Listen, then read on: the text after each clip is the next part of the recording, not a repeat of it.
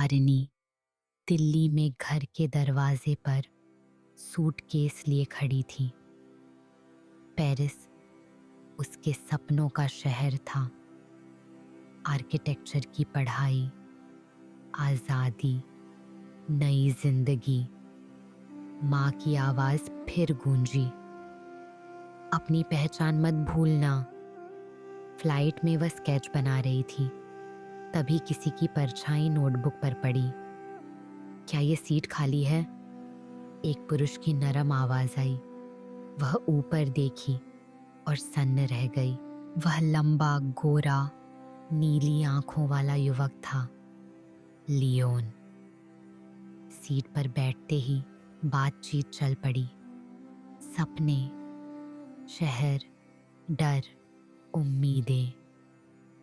तूफान में हवाई जहाज हिला तो आरनी ने अनजाने में उसका हाथ पकड़ लिया।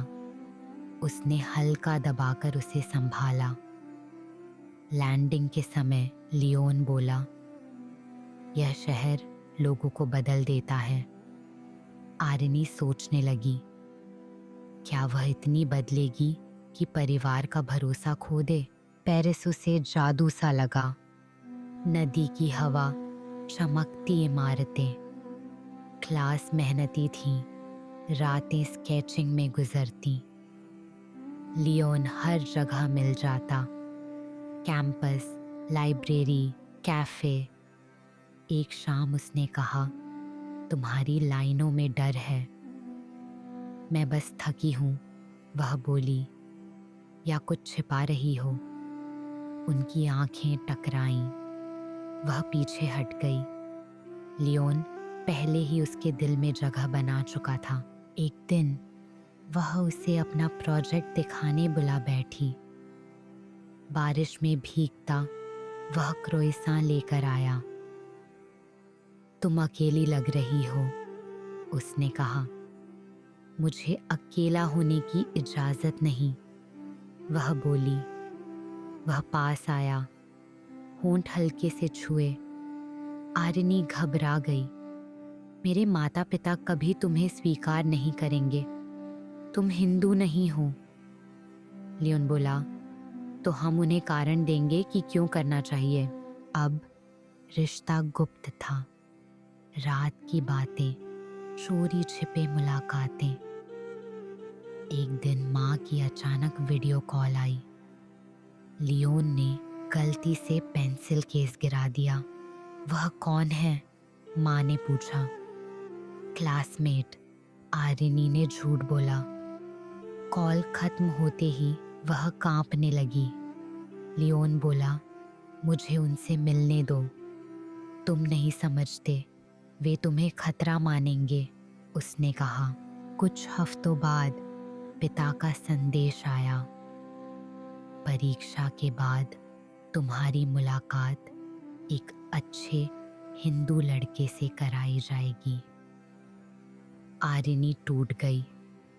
वह नोत्र दाम की सीढ़ियों पर बैठी थी जब लियोन आया। वे मेरी जिंदगी तय कर रहे हैं, वह बोली। तो तुम खुद चुनो, उसने कहा। कीमत बहुत बड़ी है, उसने रोते हुए कहा। लियोन ने उसका हाथ पकड़ा। प्यार चुनो। दबाव इतना बढ़ा कि उसने इंडिया की टिकट ले ली। एयरपोर्ट पर लियोन मिला। बारिश हो रही थी। मत जाओ, उसने कहा।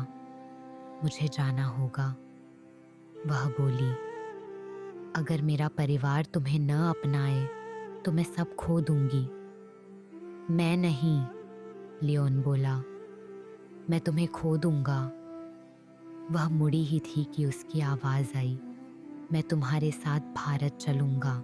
दिल्ली की गर्म हवा ने पेरिस की नरमी छीन ली। परिवार ने लियोन को ठंडे चेहरे से स्वागत दिया। पिता बोले, हमारी बेटी अपनी धर्म सीमा नहीं तोड़ेगी। लियोन झुका। मैं उसका धर्म नहीं बदलना चाहता, बस उससे प्रेम करना चाहता हूँ। माँ बोली, प्रेम बदल जाता है, संस्कृति रहती है। आरिनी फट पड़ी। मैं कोई सौदा नहीं। पिता बोले, उसे चुनोगी तो इस घर से नाता टूटेगा। लियोन ने कहा, जो भी चुनो मैं साथ हूं। रात को वह छत पर रो रही थी। दिल्ली की रोशनी धुंधली चमक रही थी। माँ पास आई। हम डरते हैं, माँ बोली, तुम्हें खोने से। आरिनी टूटकर बोली, मैं उससे प्यार करती हूँ। माँ ने लंबी सांस ली। तुम्हारे पिता नहीं मानेंगे तो मैं मानूंगी, आरिनी बोली। माँ ने उसे देखा, पहली बार अलग तरह से। उसे कल लाना, माँ ने कहा। अगर वह शांत और सम्मान से जवाब दे, शायद दरवाजा पूरी तरह बंद नहीं है। अगली सुबह लियोन पिता के सामने बैठा था। एक कारण बताओ, पिता ने कहा। क्यों तुम्हें स्वीकार करूं? लियोन बोला, क्योंकि वह जहां भी होगी चमकेगी। मैं बस उसकी दुनिया बनाने में साथी बनना चाहता हूं।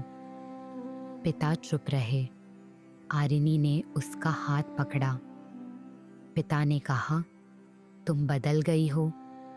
प्यार ने बदला, उसने कहा। लंबी खामोशी के बाद पिता बोले, ठीक है, हम कोशिश करेंगे। आरिनी रो पड़ी।